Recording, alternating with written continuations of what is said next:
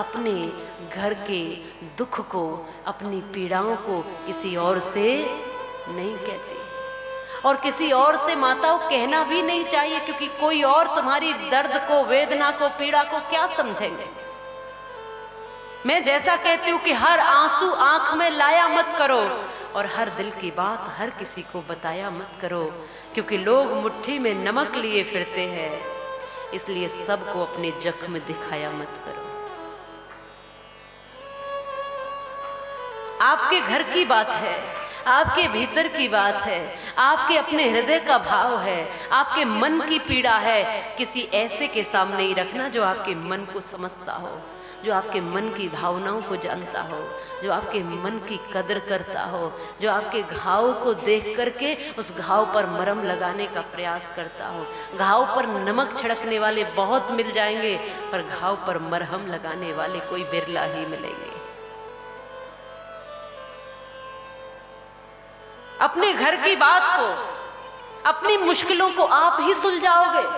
सबकी अपनी अपनी मुश्किलें हैं। जिनके पास बहुत ज्यादा धन है उनकी अपनी मुश्किलें हैं, जिनके पास नहीं है उनकी अपनी मुश्किलें हैं, जिनके पास रिश्ते हैं उनकी अपनी मुश्किलें हैं, जिनके पास कोई नहीं है उनकी अपनी मुश्किलें हैं।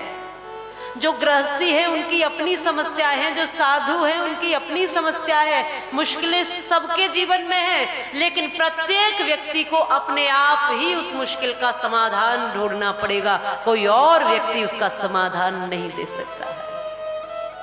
अपनी मुश्किल को, अपने दुखों को तमाशा मत बनाओ, अपने दुखों को दुनिया को मत दिखाओ, क्योंकि दुनिया नहीं देखती है।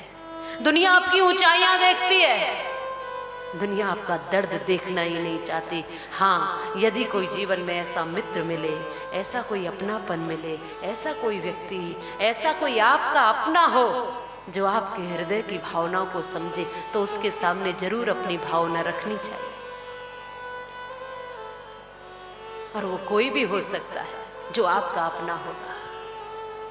और फिर यदि दुनिया में कोई न मिले तो बांके बिहारी तो है ही, उनके सामने अपनी पीड़ा रो दो। कोई न मिले, हितैषी जब कोई न दिखे, कोई कहीं से भी अपना साथी न दिखे, तो बांके बिहारी को अपना साथी बना लो और उसके सामने अपनी पीड़ा कह दो। निश्चित रूप से कोई न कोई समाधान मिलेगा, वो किसी के भी रूप में हो।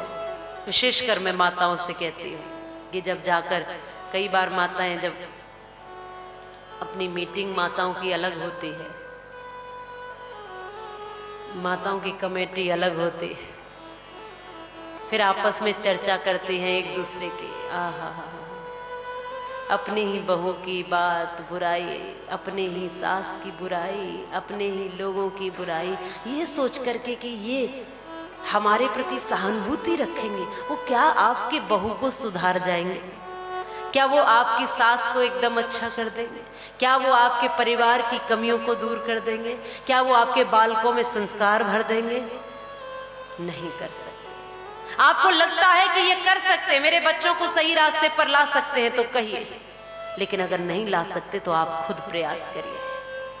हाँ, संत से कह सकते हो, गुरु से कह सकते हो, ईश्वर से कह सकते हो, और कोई अपना खास हो जो आपके हृदय की भावनाओं को समझे, उससे कह सकते हो। सबसे बात कही नहीं जाती।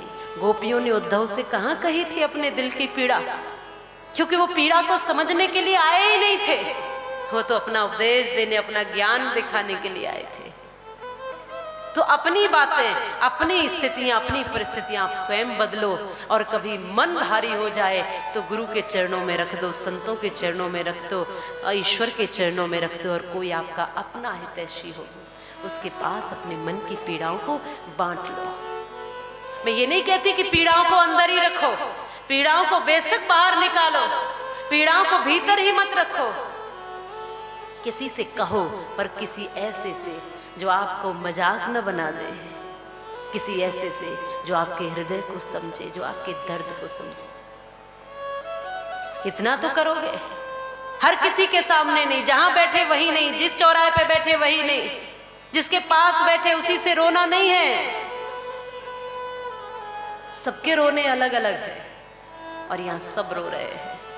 इसलिए कहते हैं कि आज जब भी जी चाहे नई दुनिया बसा लेते हैं लोग, और एक चेहरे पे कई चेहरे लगा लेते। दर्द किसको सुनाए हम अपना, चोट सीने पे खाए हुए हैं। दुश्मनों से करें कैसे शिकवा, दोस्तों के सताए हुए हैं। आज पहचानना भी है मुश्किल, लोग फिरते हैं चेहरा छुपाकर। दोस्ती का बड़ा हाथ आगे, पीछे खंजर छुपाए हुए हैं। और दुश्मनों से करें कैसे शिकवा, दोस्तों के सताए हुए हैं।